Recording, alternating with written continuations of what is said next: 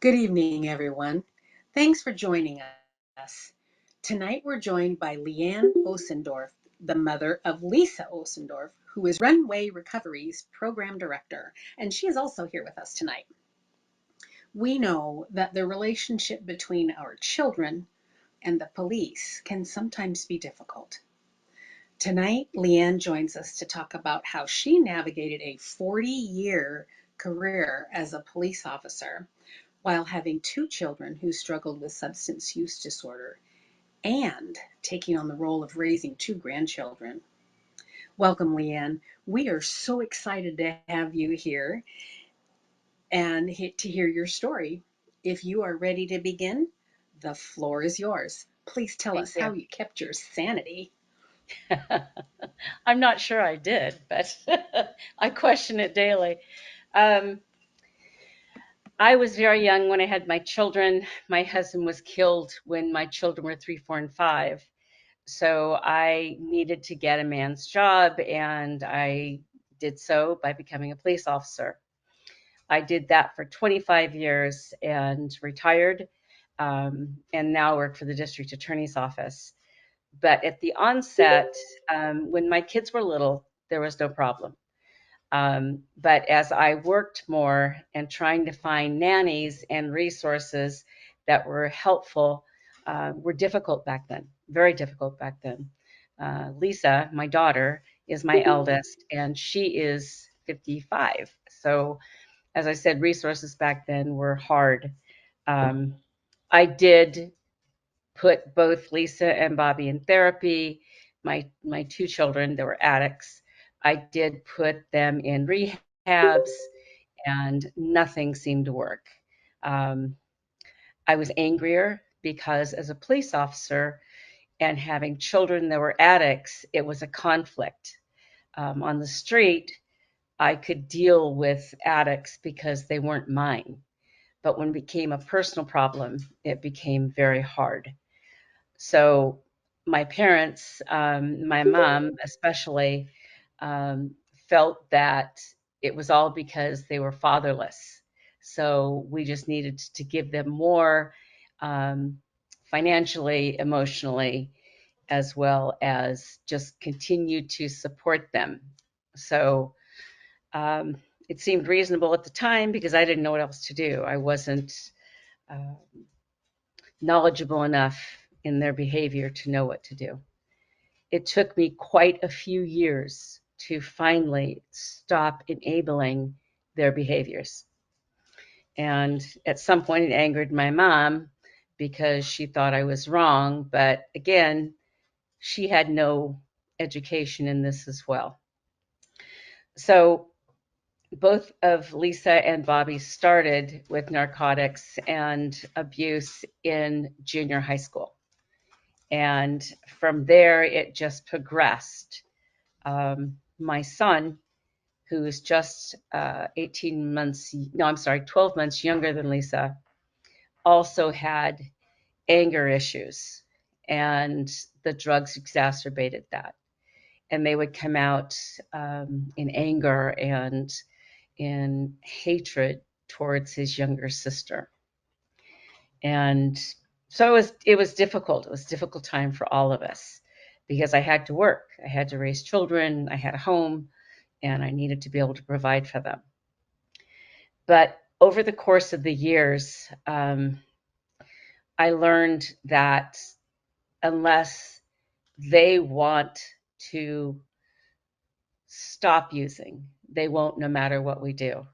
And anytime we didn't draw a line, or we drew a line and then erased it and let them cross that line over and over and over again, it sent the message that they could still do what they wanted and we would not do anything to stop them. So um, finally, I went into therapy about the same time my daughter Denise was in therapy, the youngest. It took quite a bit to finally get Lisa in a position where we could actually help her. And it was a battle. It was an uphill battle. But finally, we found resources and we all contributed to holding our ground and making sure that she did the work. And she had to lose everything before she could finally start building herself back up. When she did, thank you, Jesus, um, she did very well. Her brother did very well for 5 years. Um, by then, he'd had a daughter who I was sharing guardianship over. And then he went into a rehab, was actually clean and sober for 5 years, and he too had lost everything. However, we continued to support him. We continued to buy him anything he needed, his clothes, anything he needed, gym memberships. I made it as easy as possible for them to stay in rehab. So for 5 years and another child later, he did very well. And then he just wasn't able to stick with the program, and he started using again and is currently in prison. I got my grandson when he was 6 years old, and he was emotionally a wreck. Both his mom and dad were addicts. His mom was also bipolar and struggled with her own addiction as well as her mental health. I'm not sure my son didn't struggle with mental health, but he had never been diagnosed despite the doctors we'd taken him to. I don't think they had the same testing back then, um, but through counseling, like I said, he was able to maintain the 5 years, and then he kind of lost it, and it went downhill from there. So I fought for guardianship of my grandson as well, and my grandson now has not seen his father for 6 years. My granddaughter has not seen her father for about 8 years. Um, I finally got guardianship of her, full guardianship of her, when she was about 7. And she's amazing now. But the lessons I learned in teaching my children and learning myself, that these kids will stay so involved in activities that are healthy and promising and gratifying. And I know a lot of you might be raising your grandchildren, and it's a struggle. It is a struggle. I'm 72 years old, but my daughters help. My youngest daughter has some issues of her own now. We suspect she also is an alcoholic that just refuses to address it right now. So she chooses to alienate herself from us. And while it breaks my heart, there's nothing I can do until she's ready to take the steps necessary to change herself and get the help she needs. Lisa is my pride and joy now. She not only recovered, but has stayed clean and sober for 11 years, 12 years, sorry, and has also been instrumental in building up sober livings, detox centers, and helping people that would otherwise not make it through. One of the kind of funny parts is that she was working for a company that she had helped build up, and an international company came in and wanted to buy them out and offered her a job with a significant increase in salary. And I was delighted. And after a couple weeks, she said, I can't work for them. They're not in this for the people, they're in it for the money. And while I was very proud of her decision, I was also like, but it's so much money. But didn't matter. She went back to school, got her degrees, and is amazing in everything she does. She's always working, so interrupts the family all the time, but it's good work and work I support. I dealt with a lot of addicts when I was a police officer. I deal with them now at the district attorney's office, and in a program that's a diversion for them. So I make sure that I always consult with Lisa to find resources for the people that I'm dealing with, their clients now. If there's a word of advice to a parent who hasn't been able to stand up and take that step, one, kudos for joining this group. Kudos for having the courage to seek out help. And remember that if you love your child, truly, truly love your child, don't coddle. Make them responsible adults. Make them hold themselves accountable, and you hold them accountable. Because once you set those perimeters, you'll be fine. And once they recognize that those perimeters are set, they'll do better and do it on their own, which ultimately is what they have to do. So I hope in some way this has helped. Um, so thank you for this opportunity, and I hope that this has helped in some way. Take care. Lianne, that you are amazing. Thank you for everything you've done. And I have a question. I haven't seen any mamas. Bring them on. Come on. Type those questions in. Um, I would ask if, do you feel that you being a police officer helped you have more compassion for the addicts that you dealt with on your patrol or on the streets? I think so, but partially because when I became a police officer, I already had three small children. I was a widow. I was a lot more mature and compassionate. Um, I had endured several losses in my family, significant losses. And I think that that builds tolerance as well as compassion and understanding. Um, it just, when it came to my own children, that was something different. So, I didn't treat them as I did the addicts on the street, other than to hold them accountable, but also berate, belittle, and get angry. And that did nothing. Yeah, yeah, agreed. Does anyone else have a question? Oh, there's one popped up. Awesome. Rose says, you mentioned helping your son, who was in recovery at the time, by buying clothes, gym passes, and etc.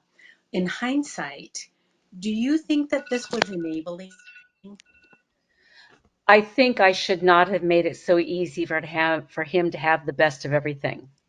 Um, it was a paid rehab that we paid for, which I don't regret. It's a very good rehab. But in order to maintain his sobriety, he should have been the one um, earning the money to pay for a gym membership. If he wanted special clothing or something other than just generic, he should have been the one purchasing those things, earning the money and purchasing those things, not me. Okay, and we have one more question. You mentioned a diversion program? Did you start that program or was it already in place? I did not start it. It was already in place. For the first 15 years at the district attorney's office, I did a juvenile diversion program that was already in place when I hired on. And I thrived. I thrived there because it was getting children at a younger age and helping them with resources so that they did not have the issues that my children had. And it was working very well. I received a lot of commendations because we actually sought out low cost and free, but very good resources. Now I do it for adults. When the juvenile program was closed, I was transferred over to do the diversion hearings for adults. And again, I didn't start that. I just was able to carry over the process, just changed it from children to adults. And they're a little more difficult to deal with. So Um, Christine says, you sound really well rounded when it comes to your emotions. Do you know what helped you along that journey? Keeping your cool, I guess, is what she's. I think a lot of it is I did do therapy for several years. and I stay in touch with friends who've had similar issues. Um, you learn when you have this problem in your family that most everybody has something in their family. So I don't judge. If someone asks for help or they appear to need help but don't know how to ask, we volunteer in very, very um, unique ways so that it doesn't appear that we're just saying, oh, there's something wrong. How can I help you? Betsy says, my AD, an abbreviation we use for addicted daughter, hasn't spoken to us for almost a year. She's disrespectful, malicious, narcissistic, etc., and likes who she has become. I've completely detached and I don't ever see her getting better. What might you, what advice or suggestions might you offer there? Firstly, how old is she? Um, that makes a difference. She's 25. 25. My son is 54. So he also was everything you described until about a year and a half ago when he went to prison. And then, of course, he reaches out to mom because he's in a program in jail and he can't leave. So the only contact he has is mom. And I'll talk to him. I will not let him speak to his children. You can't change how they feel. Again, it's a waiting game, but hold your ground, hold that line, and don't give in. Don't give in. It's hard. I know as a mom, it's really hard when they say, please help me. I want to go to the hospital or I want to go into a detox, but they'll spend only a day and then they want out. It just, you have to make sure that they find a detox that they can get into and they do the work themselves. You don't do it for them. It's okay to detach. It really, truly is. It'll save your sanity. Cami says, I also have two children who struggled. They are both in recovery, 7 years, and daughter 21 months at this time. I've been raising my grandson, my daughter's son, for 7 years now. He's 15 and has little or no interest in a relationship with his mother. It's heartbreaking for me. How do you, any words of encouragement for Cami? I do. It breaks my heart that my grandchildren don't have a father. But if you have to weigh the options of what poison they will feed them, how they will react and care for them versus how you can take care of your child and explain to them in language they understand that this is an addiction. This is a problem that only they can fix. And it's not their fault. It's not anyone's fault except the addict. So until the addict is ready to get into recovery and learn how to be a good parent and a good child and a good sibling, you can't force it. You have to wait. Yes, it breaks my heart, but I also know I'm raising my children, my grandchildren, to be very strong, capable children who will never be addicts. That's awesome. My daughter just reminded me, my granddaughter's mother not only was an addict, but also had mental health issues and was vicious, absolutely vicious, towards us, towards her daughter. Um, and to this day, my granddaughter wants very little, if nothing, to do with her mother. But, she's been raised by us, but she definitely has daddy issues. So she's going back into therapy because I see some issues come up that I would need her to be stronger, even though she's amazing. She's a horsewoman. She's, dances and she performs in song.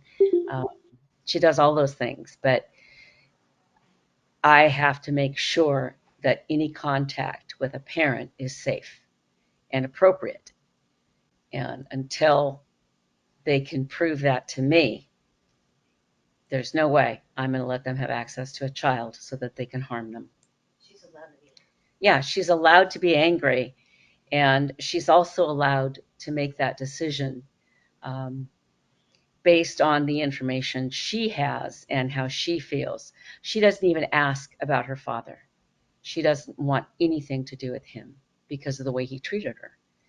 Um, she wants nothing to do with her mother because her mother, while claims to be in recovery, still has the addict behavior. It's still everything is I want, I need, I want, not you.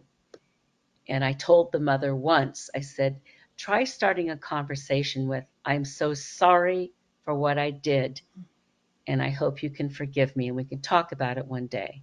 And that lasted for about a week, and then she was right back to the I. So my granddaughter's like, no, I want nothing to do with it. So I hope that helps. Yeah, indeed. So you mentioned that your son's in prison and your grandkids, they've not seen him. Is that because they choose not to? I wouldn't Or, allow him anywhere near them after guardianship because of his behavior and everything that I think it was Betsy described about her children, about being so vicious and so nasty and so controlling and just horrible. And I would never want that to happen to my grandchild. They're still fragile and they still need to be protected. So I will always ensure that that takes place. Lorelei says, how do you handle an adult child who is vicious like that? Um, give us some input there. Sever contact, don't have anything to do with him. I don't respond to anything I get from him when it's vicious. I don't react. Does it hurt? Absolutely. Of course it does. But I also know that it's the severe damage that he's done over the years to his body, to his brain, and his inability to grow and learn um, because he's stunted his own growth. And it's very important for me that my grandchildren learn that they didn't do anything. You know, they were just victims in this, and the way they were treated was wrong and inappropriate. That's why both of them, my grandson's still in therapy, and my granddaughter is going back into therapy because I want them to remain very, very strong and very capable of saying no. And I will not tolerate this in my life because I won't anymore. So I hope they won't either. It's amazing. You're very strong and good for you to protect them at all cost. Does anybody else have any questions they'd like to direct to Lianne? But yeah, Betsy does say this has affected one of her grandsons and we won't let her do any more damage. I think Absolutely. it's safe that we have to talk about addiction to our grandkids. It's sad that we have to talk to our grandkids about addiction so early, Yes. but I think that's key. So And one of the things that excellent. I should have mentioned and I'd like to bring up is, when you don't teach kids about addiction and talk to them about smoking marijuana or smoking cigarettes or vaping or doing any of those things, you don't understand that you're creating a victimization in them, and they're more inclined to be victims of sexual exploitation, of, you know, behavior that's inappropriate because they don't know how to get proper love from someone and they crave it. So we have to make sure they're strong enough to understand the difference and to be able to resist anything else that comes across. Yeah. So Sue asks, we're just questions are coming in. Um, Okay. so in talking about Lisa and your ability to go to her for insight in helping others, can you talk a little bit about how that makes you feel? Oh, I'm very proud of it. Very proud of her. Mm, Um, I imagine. I feel not so much I'm going for um, support as I am for contact information for resources, but I also value what she has to say. There's so many new drugs out there, and I don't know what they are. I don't understand the vernacular anymore.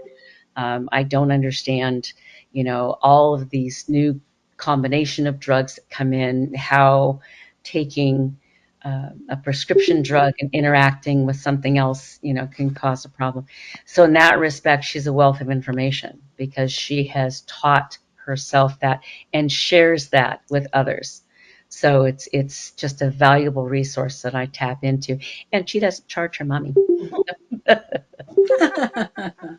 She has that lived experience that is so valuable because she Yes, truly understands it and has felt it. So excellent.